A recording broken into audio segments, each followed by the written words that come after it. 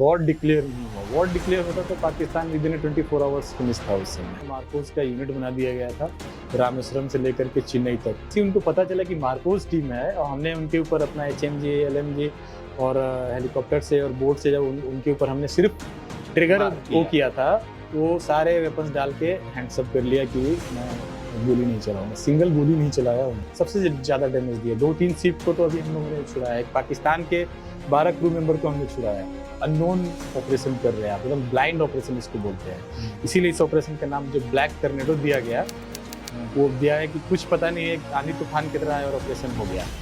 NSG को भेजा गया वहाँ। NSG मतलब national security guard, they meant for civil security. अलग हुई ऑपरेशन तो हम रात में खत्म कर दिए थे। मैक्सिमम लोगों को हटा दिया था, जितने भी होस्टेज थे उनको हमने निकाल दिया। अब सिर्फ उनको मारना था। और उसने मीडिया का बहुत गलत वो हुआ था कि वो लाइव दिखाना शुरू कर दिया।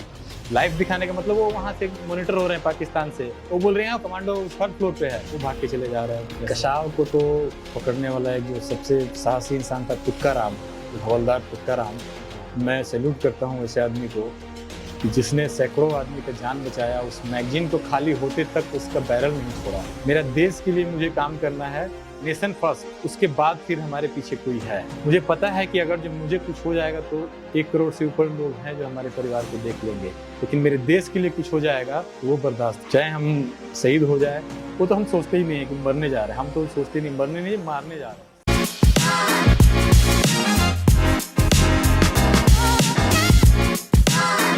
आप जब ऑपरेशन के लिए आप जाते हैं तो अलग अलग जगह पे जाते हैं, अलग अलग तरह के ऑपरेशन होते हैं। 1987 में जो बताया जाता है, जो मीडिया को पता है, नोन है ऑपरेशन, बताए जाते हैं कि फर्स्ट अपने फाउंडेशन ईयर में ही तकरीबन 55 या उससे ज़्यादा नंबर, किसी को पता नहीं, उतने ऑपरेशन सक्सेसफुली किए गए मार्कोस के द्वारा। उसका डिब्रीफिंग होता है और वो डिब्रीफिंग तैयार करके यूनिट में रहता है। अच्छा, कि उस ऑपरेशन में क्या क्या हुआ था, कैसे किया गया था, सक्सेस कैसे हुआ था, अगर जो कुछ दिक्कतें आई थी तो क्यों आई थी। इसके पीछे रीजन होता है कि जो गलतियां हुई थी वो गलती हम आगे न करें। तो हर ऑपरेशन का डिब्रीफिंग होता है, हर ऑपरेशन का फाइल होता है हमारे पास। तो ये LTTE जो लिट्टे प्रभाकरण वाली जी, तो उनसे जाफना का वो लिया गया, कब्जा किया गया, उसमें क्या रोल रहा? उसमें रोल था कि हमारे एक प्रहार उसमें इन्वॉल्व थी। पीस कीपिंग फोर्स में गई हुई थी ये लोग। तो ये लोग वाटर बोर्न होते हैं, हमारा जो पानी से जो रिलेटेड ऑपरेशन होता है। और उस समय की जो सिचुएशन था, और कोई उतना स्पेशल फोर्स क्वालिफाइड नहीं था इंडिया में। तो हमारे एक प्रहार 15 किलोमीटर तक पैदल अपने पूरे 20 किलो पिट्ठू, अपना उसमें ID, अपना उसमें हथियार, अपना गोली, अपना BP, अपना हेलमेट, और नए जगह पे बिल्कुल डिफरेंट इन्वायरमेंट में, जो कि हमें पता नहीं है रास्ता कहाँ है। तो आप समझिए कितना क्वालिफिकेशन होगा उन बंदों का। दुश्मन है, कहाँ चारों तरफ दुश्मन, अननोन दुश्मन, क्या हथियार है उनके पास, कहाँ बैठा है हम नहीं जान रहे हैं। हम जा रहे हैं और हमें टारगेट को हिट करना है, वहां जा करके ID लगाना है, हिट करना है और छुड़ाना है। और उन्होंने सक्सेस किया था। सबसे मतलब कि बड़ा सक्सेस हमारा मार्कोस का उस समय का सबसे बड़ा सक्सेस था। क्योंकि छोटे छोटे ऑपरेशन बहुत हुए जो कि मीडिया में नहीं है, ऑन रिकॉर्ड नहीं है। हमारे तो 90% जो ऑपरेशन होते हैं ऑन रिकॉर्ड नहीं होता है। जी, एक ऑपरेशन लीच की चर्चा होती है, जी, इंडो वर्मा बॉर्डर पे कुछ हुआ था, कुछ याद आता है उससे? हाँ, वो हमारे जो ऑपरेशंस का चर्चा होती है हमारे यूनिट में, उसका डिब्रीफिंग होता था। बताया जाता था उसमें कि एक किया करके एक वहाँ पे रेबल ग्रुप है जो कि सप्लाई का काम करता था। उन्होंने क्या किया कि सप्लाई किस चीज का? ऐसे तो सप्लाई बहुत सारे सामान का करता था, उसके बियॉन्ड वो हथियारों की सप्लाई करता था। बर्मा का ये ग्रुप था। हाँ, और इंडिया में वो हमारे जमीन को यूज करता था वो। अच्छा, तो उससे मुक्ति दिलाने के लिए हमारी वहाँ पे टीम गई थी और भी फौज की टीम गई थी। उन्होंने मिल के वहाँ पे एक ऑपरेशन किया और उनको वहाँ से हटाया, और जो भी हमारा सामान था उनका वो गया वहाँ से रिकवर करके, तो फिर वो टीम को सिक्योर करके वो बॉर्डर को सिक्योर किया उन्होंने। और जहाँ तक हमें जो इंटरनल बताया जाता है कि हम लोग को वर्मा में भी घुसना पड़ा था। हमारी टीम को वो लोग वर्मा में जा करके उनको नेगेटिव उस वक्त आपकी ट्रेनिंग चल रही होगी जब ये चल रहा है। हाँ, हम लोग ट्रेनिंग में, तो उस सब कितने जितना साल भी की ट्रेनिंग हुई थी आपकी? ट्रेनिंग देखिए, एक्चुअल देखिएगा तो हमारा लगभग 2 से ढाई साल लग जाता है 2.5 साल का। डिफरेंट एस्पेक्ट में। पहले आपकी बेसिक ट्रेनिंग होगी, बेसिक में आपको फिजिकली वो होगा और वेपन्स के बारे में बता जाएंगे। फिर आपकी डाइविंग होगी, जो डाइविंग 6 महीने की ट्रेनिंग वो, 6 महीने की ट्रेनिंग वो। फिर स्पेशल वेपन्स की होती है, फिर इंटेलिजेंस की ट्रेनिंग होती है, फिर स्नाइपिंग की ट्रेनिंग होती है, फिर पूरे वर्ल्ड में जो हथियार यूज होता है वो उसकी ट्रेनिंग होती है हमें। मतलब कि आपको ये नहीं कहा जा सकता है कि आप ये हथियार के बारे में जानते नहीं हैं, ये आपको नहीं कहना है। एक कारगिल वार के समय आप कहाँ थे? जी, हम थे वहाँ पे, मुंबई में थे उस समय। कारगिल वार में क्या रूल रहा है? कारगिल वार में देखिए, वो तो वॉर डिक्लेयर नहीं हुआ था। वॉर डिक्लेयर होता तो हम मोस्ट प्रोबेबली हम पाकिस्तान में होते उस समय, क्योंकि कुछ स्पेशल प्लान बना था जो कि ऑन रिकॉर्ड हम नहीं बता सकते, बट हम लोग रेडी थे। हमें जहाँ रेडी होना था, जो हमें टास्क दिया गया था, हम वहाँ रेडी थे कि हमें जैसे ही वॉर डिक्लेयर होगा तो हम अपने टारगेट पे जा करके और उस टारगेट को डिस्ट्रॉय करना और वापस आ जाना है। और सारी एजेंसियां थी, बहुत सारी एजेंसियां थी जो हम लोग के साथ मिल करके इस प्लान में लगे हुए थे। लेकिन तब तक में जो हमारी इंडियन आर्मी है उन्होंने ही उनको वो कर दिया, दबा दिया, और वॉर डिक्लेयर नहीं हुआ। वॉर डिक्लेयर होता तो Pakistan with in 24 hours finish था उस समय। आप ये कह रहे हैं कि कारगिल में वॉर डिक्लेयर होता तो पाकिस्तान 24 घंटे के अंदर खत्म था। इंडियन आर्मी उसको कब्जा कर लेती। पूरे इंडिया की एजेंसी, सारी एजेंसी लगी हुई थी, जितनी स्पेशल फोर्स और जितनी एजेंसियां हैं। उस समय ये सिचुएशन था कि वो सब लगे हुए थे अपने टारगेट पे। डिक्लेयर किया गया और इतने लोगों की जान गई, तकरीबन 500 से ज्यादा। जी, 500 से ज्यादा, 1000 के लगभग जाने गई हैं। ऑन रिकॉर्ड 500 है। इतने लोगों की जान गई है, बहुत। हाँ, देखिए, ये तो पॉलिटिकल लेवल की चीज़ है, वॉर डिक्लेयर होना और नहीं होना, क्योंकि जब ये ऊपर लेवल से यूएन का प्रेशर, यूएस का प्रेशर, इंडिया का क्या स्थिति है उस समय, वो सेक्रेटेरियल में वहाँ पे डिसाइड होता है। इंटरनेशनल रिलेशन क्या हो जाएगा, क्या खराब होगा। लेकिन अगर जो वॉर डिक्लेयर होता उस समय, तो पाकिस्तान के लिए बहुत मुश्किल होता कि अभी वो शायद वर्ल्ड के नक्शे पे नहीं होता जो हमें दिखाई दे रहा था उस समय। यानी कारगिल वॉर डिक्लेयर हो जाता तो हो जाता तो नक्शे पे नहीं होता, नक्शे पे नहीं होता। जम्मू एंड कश्मीर जो हमारा अभी पार्ट है, उसको लेके भी वहाँ भी इंसर्जेंसी खूब होती है, तो और वहाँ कई सारी झीलें हैं, नदियाँ हैं, तो वहाँ आप लोगों की कुछ ऑपरेशन होते होंगे? जी, वहाँ पे काउंटर इंसर्जेंसी होता है, ऑपरेशन का नाम है रक्षक, जो कि बहुत दिनों से, जब से वहाँ पे अपनी सेना गई है और पीस कोशिश कर रही है कि सब कुछ शांति से हो, लेकिन जो पलायन होकर के वहाँ से आ रहे हैं दूसरे देश से लोग, बहुत सारे टेररिस्ट ग्रुप है, जो लोकल भी है वहाँ के लोग, जो कुछ आर्मी से भी परेशान हो करके, क्योंकि देखिए होता क्या है वहाँ पे ना, जो कश्मीर के लोग हैं वो सर्वाइवर हैं, वो हमारे आर्मी से भी पिटाई खा रहे हैं, परेशान हो रहे हैं।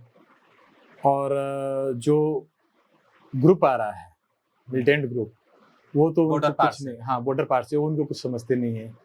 तो हमारे से तो थोड़ा कम डरते हैं कि ठीक है, ये लोग डांट डपट के मार पीट करके छोड़ देंगे, वो लोग तो मार देंगे सीधा, हमारी बात मानो नहीं तो आपको मार देंगे। तो मैं तो वहाँ बहुत ही इंटरनल रहा हूँ, करीब 1.5 साल रहा हूँ मैं, 6 महीना करके वहाँ। तो इंटेलिजेंस में भी मैं वहाँ बहुत घूमा हूँ कि कैसे वहाँ पे लोग आते हैं, जो लोकल लोगों को पकड़ा, जो सरेंडर कर दिया, फॉरेनर, अफगानी वगैरह जो वहाँ के लोग हैं, पाकिस्तानी लोग, उन लोगों को हमने रखा था वहाँ पे इंटेलिजेंस गैदरिंग के लिए। वो लोग बताते थे कि सर यहाँ पे आते हैं, वो बोलेंगे कि आपके 4 बच्चे हैं तो एक बच्चे हमारे पास दे दो, नहीं तो सबको मार दूंगा गोली। तो आपके पास कोई ऑप्शन नहीं है, एक बच्चे को हमें उस ग्रुप को देना पड़ता था। तो अभी भी ये चल रहा है? अभी तो 90% कम है, लेकिन जिस दौर में मैं 2003 से वहाँ पे मैं रहा हूँ, तो उस समय तो हम तो फुल फ्लैश में हमारे काउंटर ऐसे सामने हुआ करता था, 5 मीटर 10 मीटर पे हमारी काउंटर हुआ करती थी, डेली कुछ न कुछ होना था उधर। और हम लोग ऑपरेशन में एक दिन निकले हैं तो ऑपरेशन में मतलब कि काउंटर होना ही है आपका, वो स्थिति हुआ करता था। 6 बजे के बाद किसी को निकलना नहीं था बाहर, फौज को छोड़ के कोई दिखाई नहीं देगा, या तो फौज या फिर टेररिस्ट ग्रुप।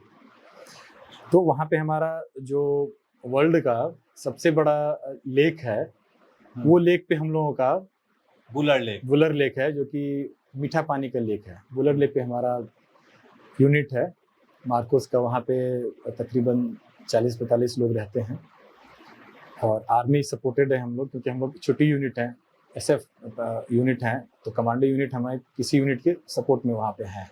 आर्मी का एक यूनिट है।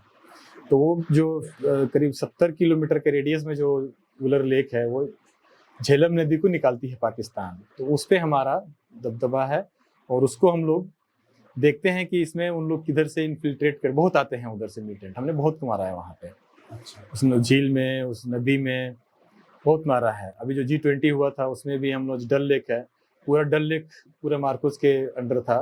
वहाँ पे कोई सिक्योरिटी में, कि पूरे दुनिया के मतलब बड़े बड़े राजनेता आ रहे हैं, इंटरनेशनल नेता आ रहे हैं। तो वहाँ पे हमें बहुत बड़ी जिम्मेदारी दी गई थी, क्योंकि होता क्या है कि लोग पानी का सहारा लेके, कि फौज पुलिस पानी में नहीं जाना चाहती है। एक ही फौज है इंडिया में जो कि उसको दबा सकती है और उस चीज़ को देख सकती है, वो है मार्कोस। तो वहाँ पे हमारा पूरा टीम इंसर्जेंसी में लगा हुआ था कि एक भी गलती ना हो। डाइविंग करके पुलिया को सिक्योर करना, बोट सिक्योर करना, एक एक चीज़ को वहाँ पे उन्होंने अपने कब्जे में ले करके बहुत अच्छे से उस चीज़ को निकाला। चूं तक नहीं वहाँ पे हुआ। सेम अभी देखिए जो चाइना बॉर्डर पे अभी जो इंसिडेंट हुआ था लास्ट ईयर, वहाँ पे भी नदी का, झील का, पैंगोंग झील पे। अभी उस पैंगोंग झील में बता रहा हूँ कि नॉर्मल BSF और SSB ये सभी जाते हैं, आर्मी के जाते हैं, तो वहाँ पे दिक्कत आती है उनको, क्योंकि वो फौज ट्रेंड है किसी और चीज़ के लिए, लैंड फाइटिंग के लिए। तो गवर्नमेंट ने क्या किया, एक टाई सर्विसेज यूनिट बना दिया वहाँ पे। आर्मी, एयरफोर्स, नेवी, यानी Garud, MARCOS and para SF, तीनों को वहाँ पे दे दिया। अभी देखिए अभी कितना बढ़िया वहाँ पे ऑपरेशन हो रहा है। अभी उनको पता चल गया चाइना को कि यहाँ पे अभी स्पेशल फोर्स आ गई है। वो पानी के नीचे से कब निकल के उनके बोट को डुबा देंगे, उनको पता भी नहीं चलेगा। उधर बोट डालना अपना उन्होंने अपने हमारे टेरिटरी में बंद कर दिया, आना बंद कर दिया है। अच्छा। तो जब ये चीज़ देखा गया है कि ट्रेनिंग आपकी हार्ड होगी ना, तो आप हर जगह पे आप सक्सेस होंगे आप। तो हमारा स्लोगन था कि आप ट्रेनिंग में जितना पसीना बहाएंगे, वॉर में आपका, ऑपरेशन में आपका खून कम बहेगा, और ट्रेनिंग में अगर जो जितना ज़्यादा खून बहाएंगे तो आपका वॉर में इतना कम जान जाएगा। ये हमारा स्लोगन ट्रेनिंग में बताया जाता था। ये ऑपरेशन तासा 1991, हाँ, ऑपरेशन तासा वही LTT के उसमें होता था। श्रीलंका LTT से पूरा त्रस्त था। तकरीबन एक भाग प्रभाकरन उसके लीडर हुआ करते थे, और पूरा श्रीलंका परेशान था उससे। हमारा साउथ इंडिया जो है, रामेश्वरम से लेकर के आपको चेन्नई तक, ये पूरा त्रस्त था उससे, और सपोर्टेड बाय तमिल था वो। तो और तमिल वहाँ पे कोस्टल एरिया में थे, तो उनको बहुत सपोर्ट मिलता था वहाँ पे। तो वहाँ ऑपरेशन हम लोग को लॉन्च किया गया था ताशा, ताकि उनको श्रीलंका में जो सपोर्ट दे रहे हैं उनको न दिया जाए।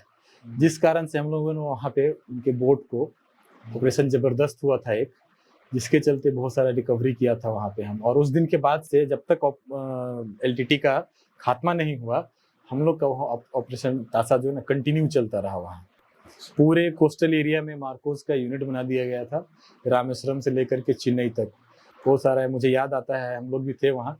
तप्पुतराई है, कट्टुकराई है, बहुत सारा साउथ इंडियन नेम है वहाँ पे, जहाँ पे हम लोग का यूनिट में शॉर्ट फॉर्म में 2-3 मार्कोस रहते थे वहाँ पे, एक बोट रहती थी, और उतना ही काफ़ी थे। जैसे रामेश्वरम में हमारा 4-5 मार्कोस रहते थे, और उतना ही वो काफ़ी थे। उनको पेट करके, दौड़ करके, भगा करके पानी में उनको पकड़ लिया करते थे। जबकि वहाँ पे 10,000 से ज़्यादा बोटें डेली निकलती थी फिशरीज के लिए रामेश्वरम से, और उस बोट में LTT को बोट को पकड़ना कितना मुश्किल होगा आप ही समझिए उसको। लेकिन फिर भी ट्रेनिंग और वो बोट का चाल, बोट का वो देख करके हम लोग समझ जाते थे कि उसका क्रू कैसा है, उसका बिहेवियर कैसा है, उसका फिजिकल एक्टिविटी कैसा है। देख करके हम लोग पकड़ लेते थे कि ये आदमी का क्या है, पूरा फिजिकल अपीयरेंस देख के। जब भी मार्कोस की चर्चा होती है तो एंटी पायरेसी की भी चर्चा खूब होती है। जी। US नेवी सील का एक बड़ा ऑपरेशन हुआ था, एक मूवी भी आई है, कैप्टन फिलिप, टॉम हैंक्स की मूवी है, जिसमें कब्जा कर लिया जाता है जहाज को, तो फिर वो जो वहाँ की नेवी सील है वो उसको लेकर आते हैं।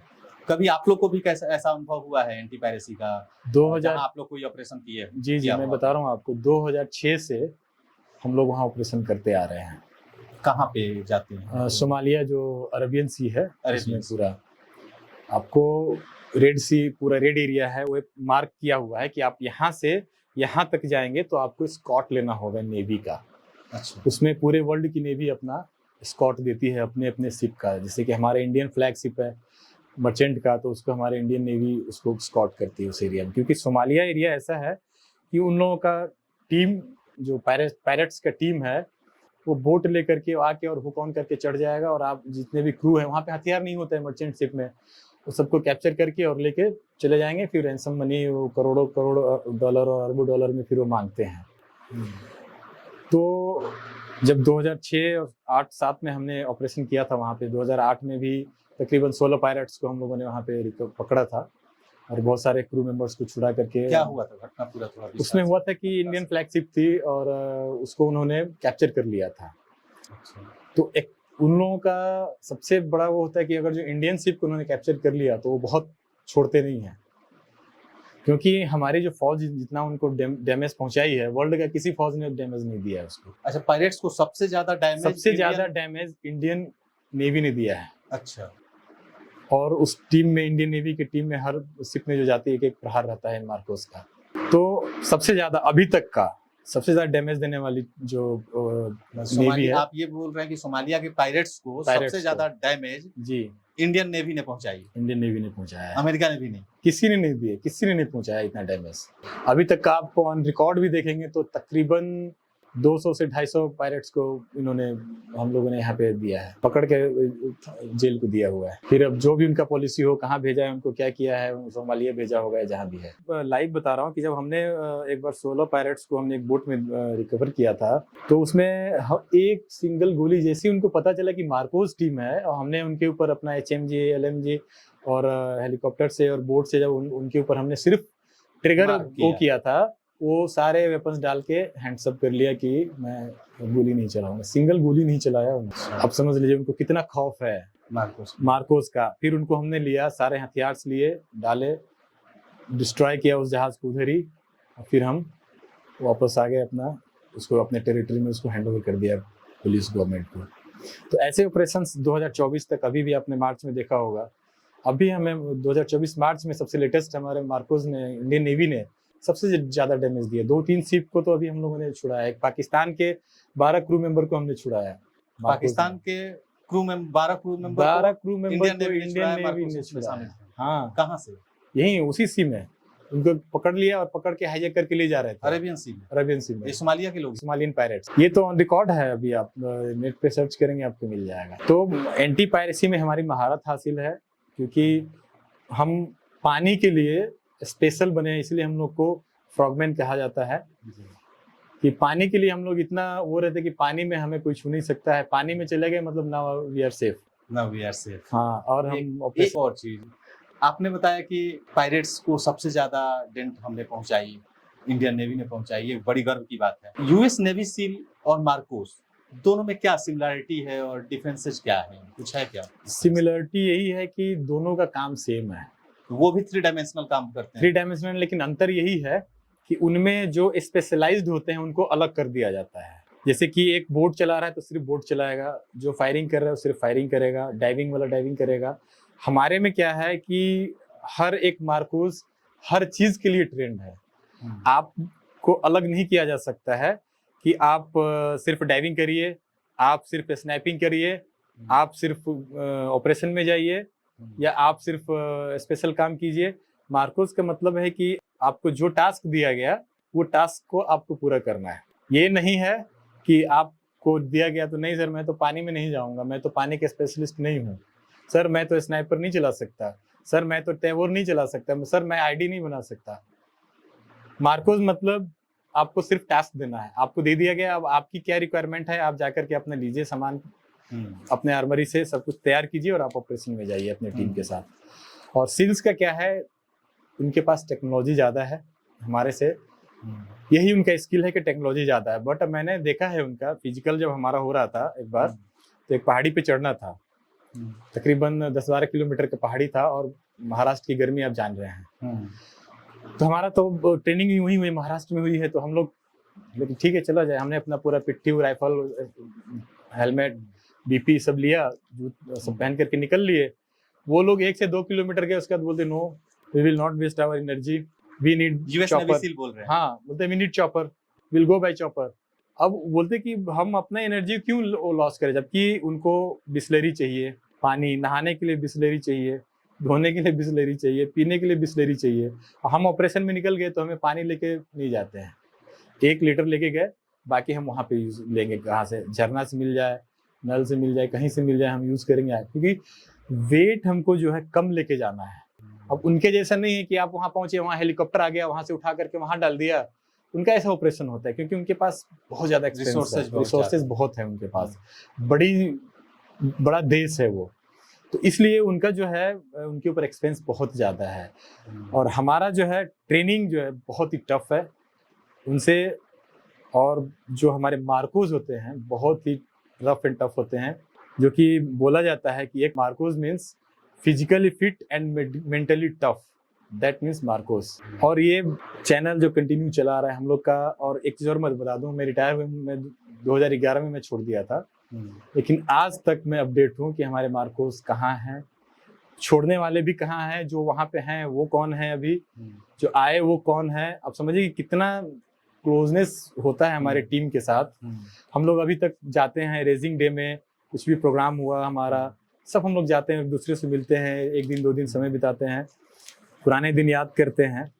तो ये connectivity due to MARCOS only. एक ऑपरेशन जिसकी सबसे ज्यादा चर्चा, पाकिस्तान से लोग इंडिया में घुसते हैं, बॉम्बे में और कई जगहों पे, ताज होटल में, रेलवे स्टेशन पे, ओबराय होटल में, कई जगह पे वो कसाब जिसमें आतंकवादी पाकिस्तान का पकड़ा जाता है, उसमें मार्कोस की भूमिका आती है, जो ताज होटल में और railway station, Bombay central railway station पे जो फायरिंग हो रही थी, अंधाधुंध फायरिंग हो रही थी, उस वक्त कैसी रही भूमिका? आप 2008 में थे मार्कोस में, जी, और आप उस टीम में थे, बता सकते तो हैं? नहीं बता सकते हम कि इस टीम में थे नहीं थे, और कौन कौन था ये तो हम ओपन नहीं कर सकते हैं जी, क्योंकि ये हमारे लॉ के खिलाफ है। मार्कोस एक छुट्टी, लेकिन आप यूनिट में हैं तो आपको पता है कि सब क्या? हाँ, ऑपरेशन हमें पता है, लाइव हमने देखा है। अब जी, तो मैं आपको बता रहा हूँ कि तकरीबन रविवार था, उस दिन छुट्टी का दिन था, हमारा छुट्टी रहता है उस दिन,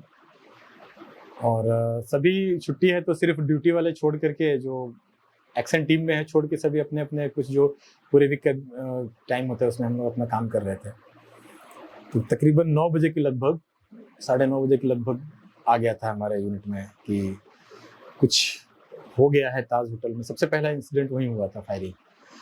तो हमें हेल्प नीड है और हमें जाना है। अब उस समय ऐसा हुआ कि संडे का दिन होने के कारण कोई मार्कोस अवेलेबल नहीं था, सिर्फ 8 बंदों का टीम छोड़ के, और हमें जो 7-8 पॉइंट थे उस जगह पे सभी को जाना था। दैट मीन्स अगर जो हमारी ड्यूटी वाली टीम भेज रहे हैं तो 1-1, 2-2 आदमी सभी जगह जाएंगे। हमें कुछ पता नहीं है कि होटल ताज कैसा है, होटल ओबेराय कैसा है, क्योंकि हम कभी उधर विजिट नहीं किए हैं। एक रूम में 6-6 गेट हैं, पूरा उसके वेयर अबाउट, किधर से निकलना, किधर से जाना, वो कुछ है नहीं, क्योंकि हमें ऑपरेशन में सिखाया जाता है कि सबसे पहले जाकर के उसके लेआउट देखना, कहाँ से जाना है, कहाँ से उसका कितना एग्जिट है, कितना एंट्री है, कितना सीसीटीवी है, कहाँ से हमको कंट्रोल रूम है, सब पता करना होता है। लेकिन हमें हुआ कि नहीं जाना है, क्योंकि अब लाइफ थ्रेटनिंग सिविलियंस का हो रहा है, तो जाना है। हम लोग को ये भी नहीं पता था कि किस तरह का दुश्मन है, हमें उस समय तक ये भी नहीं पता था कि मिलिटेंट अटैक है, हो सकता है कि आपस में फायरिंग हुआ हो, कुछ हो। गए सभी जो भी अवेलेबल थे, एक टीम तकरीबन 15 से 20 के लगभग मार्कोस।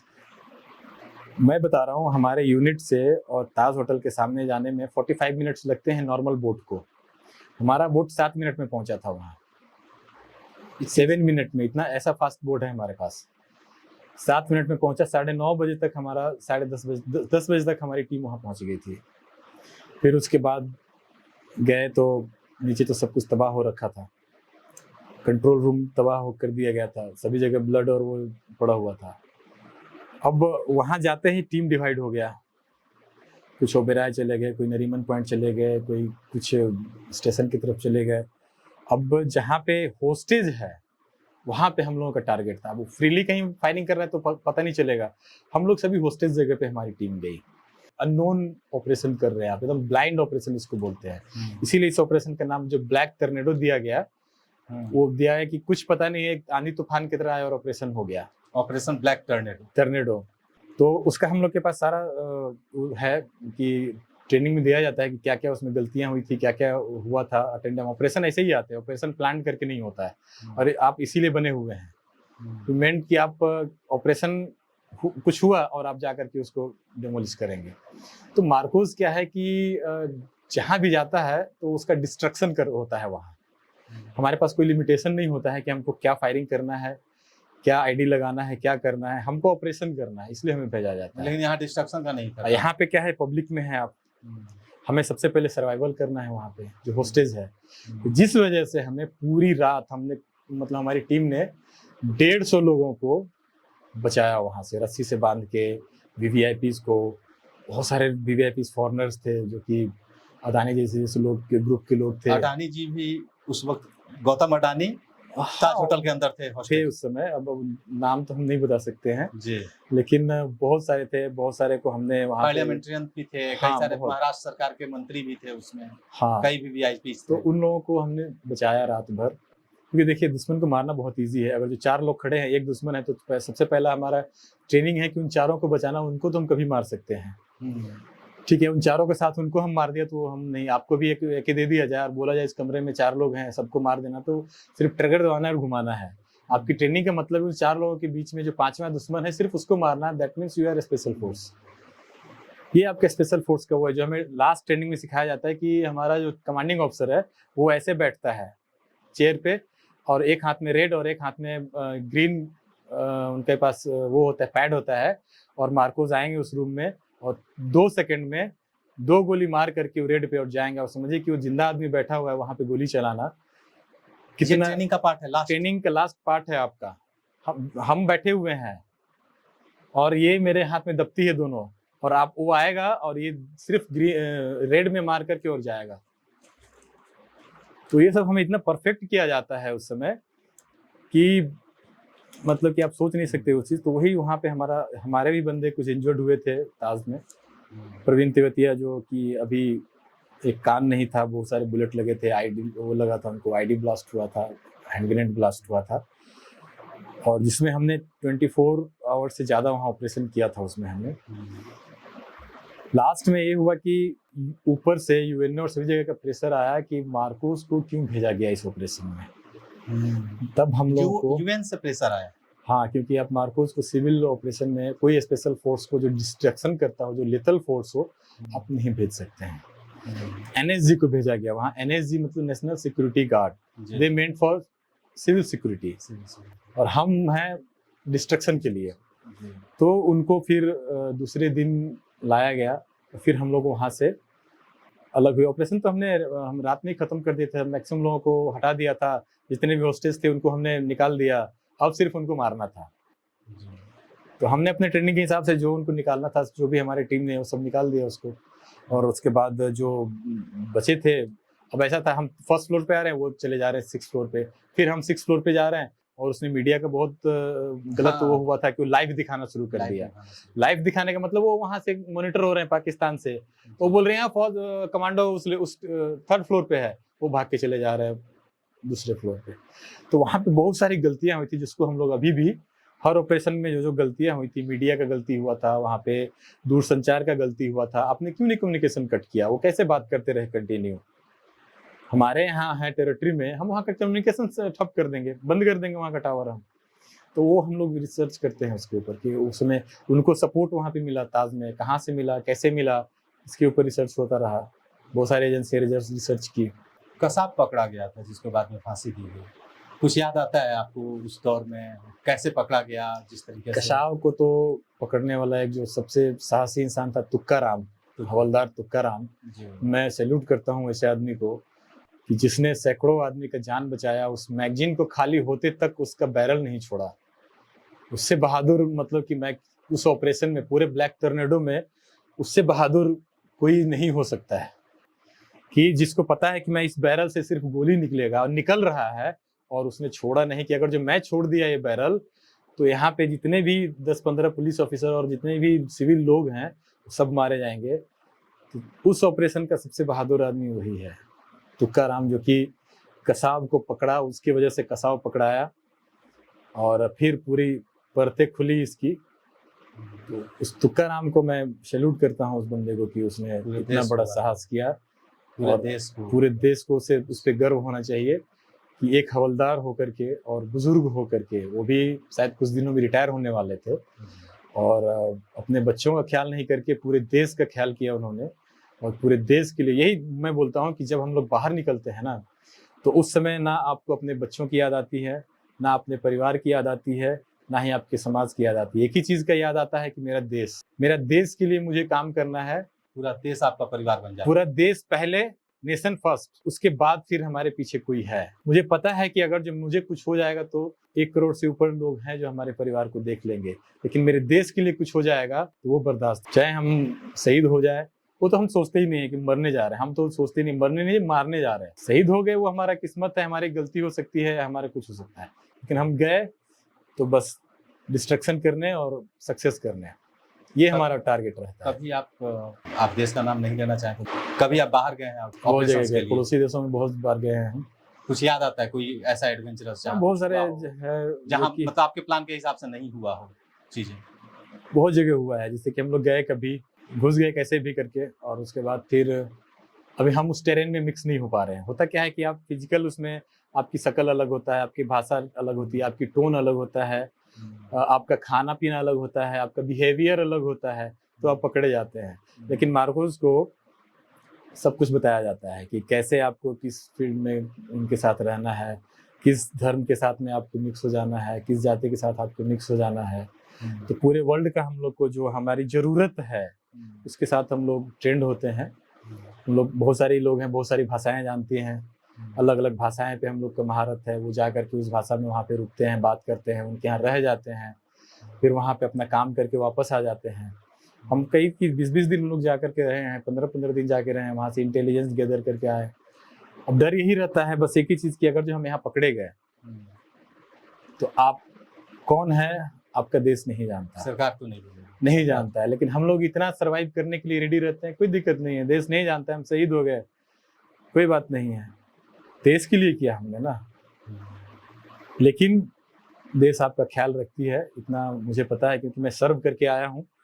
कितना ख्याल रखती है वो मुझे पता है। आपको किसी भी हालत में वो छोड़ेगी नहीं। 2014 के बाद क्या मार्कोस की भूमिका, उनके ऑपरेशन ज्यादा बढ़ गए हैं? जी, कितने बढ़ गए या क्या अंतर आया 2014 के बाद से? 2014 के बाद से हमें फ्री हैंड मिला है, और बहुत सारा इक्विपमेंट और जो लेटेस्ट वेपन्स वगैरह जो हैं, नॉट मार्कोस को तो मिलता ही आया है, हमारा हाथ कभी नहीं रुका था, लेकिन इनके आने के बाद 14 के बाद हमें फ्री हैंड मिला है। बहुत सारे नए लेटेस्ट इक्विपमेंट वगैरह, नए लेटेस्ट हथियार, लेटेस्ट हर चीज़, ट्रेनिंग से लेकर के जो भी हमें रिक्वायरमेंट होती थी वो बढ़ा है। इवन जो नॉर्मल आर्मी, एयरफोर्स, नेवी भी हैं, उनका भी बहुत सिस्टम जो है अपडेट हुआ है, और नए नए इक्विपमेंट, नए नए हथियार, नए नए मिसाइल्स, नए नए इसका इम्प्लीमेंट हुआ है। और ऑपरेशंस कितने बढ़े हैं? ऑपरेशंस तो बहुत बड़े हैं। डिफेंस को जितना वैल्यू दिया गया है उतना काम भी दिया गया है उनको बोला जाता है कि जो पेमेंट उनका बढ़ाया गया, उनको सुविधाएं दी गई है, तो उनका काम भी बढ़ा है। और वो काम जो है उस लेवल से ऐसे ही टाइम पास के लिए नहीं, लेकिन जो ऑपरेशंस के हिसाब से जो रिक्वायरमेंट थी, जो आज आप देख रहे हैं भारत में शांति है इतना, वो यूं ही नहीं है। ये इंटरनल जो एजेंसियां हैं वो बखूबी अपना काम निभा रही है, उनको फ्री हैंड दिया जा रहा है। नहीं तो एक समय ऐसा भी था कि फौज को बाउंड्री के अंदर सील कर दिया गया था कि आप सिर्फ बाउंड्री में पैक रहिए, आपको बाहर से कोई मतलब नहीं है। एक समय वो भी था यहाँ इंडिया में, और एक समय ये भी आया यहाँ पे कि हम लोग, क्योंकि मैं 2001 से ऑपरेशन कर रहा हूँ कश्मीर में, मैं वो दौर भी देखा हूँ और बाद का भी दौर देखा हूँ जब फ्री हैंड मिला है। तो फिर हमें सबसे ज़्यादा वहाँ पे होता है क्या क्या ऑपरेशन करने जा रहे हैं। सिविल में ऑपरेशन होता है, रक्षक जो ऑपरेशन है और कश्मीर का, उसमें अगर जो मान लीजिए इस घर में टेररिस्ट है तो उसके साथ में हो सकता है ब्लास्ट हो तो सिविलियन भी मर जाए। अब उसके लिए आप ह्यूमन राइट्स ले आते हैं, आप उसके लिए अलग अलग केस डाल देंगे उसके ऊपर, तो जाहिर सी बात है आपने उसको क्यों सपोर्ट किया कि मिलिटेंट को आप अपने घर में रखे हुए हथियार के साथ, आप तो वहीं गलत हैं। हम तो, मेरी तो कोई पर्सनल लड़ाई है नहीं आपसे कि हम आपके पास, हम देश के लिए लड़ने गए हैं। बहुत सारे केस हुए हैं ऐसा, जो कि अभी भी बहुत सारे केस चल रहे हैं सेना के ऊपर, जो नहीं होना चाहिए इसमें। मतलब जम्मू एंड कश्मीर में सेना के ऊपर हाँ, केसेस होते हैं। मान लीजिए कि फायरिंग हो गया, अभी हो सकता है टेररिस्ट के ही फायरिंग से मरा हो बंदा, लेकिन वो लाद दिया जाता है कि सेना ने मार दिया है। हंगामा शुरू कर देंगे वहाँ के पॉलिटिशियंस, वहाँ के लोकल्स, कि सेना ने मार दिया हमारे घर वालों को। अब ह्यूमन राइट्स से आ जाएगा, पॉलिटिक्स का इन्वॉल्वमेंट हो जाएगा, केस हो जाएगा। अब जिसकी गोली से या जो टीम वहाँ गई है उसके ऊपर में कार्रवाई हो जाती है। तो उस समय ऐसा भी होता था कि लोगों को रोका जाता था कि सिविल में है तो ऑपरेशन मत करो, कुछ हो जाएगा तो फिर कौन, हम तो अपने घर की लड़ाई लड़ने नहीं आए। अब घर में घुस के मोदी जी कहते हैं घर में, अब तो बोलते हैं घर में घुस के मारो। तो जब घर में घुस के मारना है तो अब केस नहीं होता है उस तरह का। अब बहुत कम, रेयर हो गया है कि ह्यूमन राइट्स और केस हो जाना, बहुत रेयर हो गया है। और फौज, जब वो कंधार वाला कांड हुआ था, जो इंडियन एयरलाइंस का वो हाईजैक करके और उसके बाद जो छुड़ाया गया था, तो उस समय से फौज को और चेंज कर दिया गया था रूल्स। हम लोगों को उसके बाद मुझे याद है कुछ इंसिडेंट कि हम लोग फिर जिंदा वापस नहीं देते थे कि क्यों जेल भरना है। मतलब कोई अगर जो टेररिस्ट पकड़ा गया तो फिर उधर ही काउंटर हो जाता था, क्योंकि फिर इंसिडेंट होगा, फिर वो जेल में जाएगा, फिर कोई अगवा करेगा किसी को, फिर वैसा ही कोई कांड होगा, हाईजैक हो जाएगा कोई गाड़ी, कोई हॉस्पिटल, कोई कहीं बोलेगा उसको छोड़, नहीं तो 100 आदमी को छोड़ूंगा। तो आप उस समय का रेशियो देखिएगा, उस समय जो सरेंडर होते थे बहुत कम, लोग सरेंडर नहीं करना चाहते थे, क्योंकि हमने उस समय फिर फ्री हैंड मिला था, मारा हमने बहुत। उस वक्त भी फ्री हैंड थे? हाँ, उस वक्त भी फ्री हैंड थे, लेकिन उस समय बाउंडेशन था आपके ऊपर, कुछ दिक्कत हो गया तो आप जेल जाएंगे। उसके बाद से जब फ्री हैंड मिल गया तो फिर आप देखिए आज पूरा कश्मीर वैली में पूरा शांति है जी। उसकी वजह है कि आपको एक्चुअल काम करने का मौका दिया गया। अगर आपको हमारा वीडियो पसंद आया हो तो बिहान इंडिया के चैनल को लाइक कीजिए, सब्सक्राइब कीजिए और अपने परिवार और अपने दोस्तों के साथ शेयर करना ना भूलें। साथ ही हमारा बेल आइकन भी जरूर दबाएं और हमारा चैनल ट्विटर, फेसबुक और यूट्यूब पे है, तो तीनों जगह अपना सपोर्ट जरूर दिखाएं।